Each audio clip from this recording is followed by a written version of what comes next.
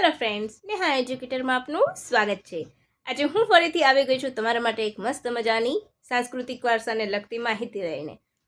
કઈ તાનસેન નહીં પરંતુ તાનારીરી મહોત્સવ દર વર્ષે ઉજવવામાં આવે છે। ક્યારે? શિયાળામાં। વસંત ઋતુ પણ પૂછાય છે। ક્યાં? મહેસાણાના વડનગરમાં। યાદ રાખજો, તાનારીરી મહોત્સવ ક્યારથી? 2003થી। ગુજરાત, મહેસાણા, વડનગર। કેમ ઉજવવામાં આવે છે? તો તાનારીરી નામની બહેનોને એક સન્માન આપવા। હવે એ બહેનો કોણ હતી? જેણે મલ્હાર રાગ દ્વારા તાનસેનના દીપક રાગ દ્વારા થયેલા શરીરની દહનનું શમન કર્યું હતું એ। હવે કેમ એમને માન આપવામાં આવે છે? તો બંને બહેનોએ સમાધિ લીધી હતી। કેમ?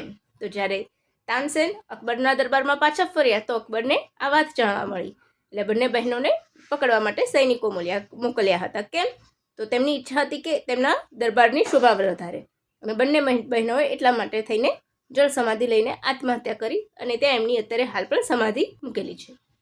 એટલા માટે અને એમને સન્માન આપવા માટે આ એવોર્ડ ઉત્સવ ઉજવવાની શરૂઆત થઈ। અને એવોર્ડ તો દર વર્ષે 2010થી તાનારીરી એવોર્ડ આપવામાં આવે છે, રાઈટ।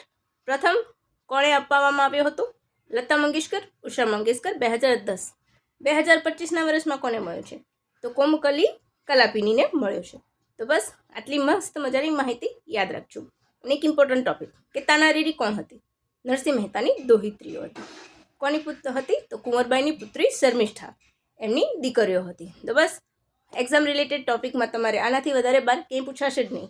તો ગમી હોય તો લાઇક, શેર, સબસ્ક્રાઈબ જરૂરથી કરજો। By friends.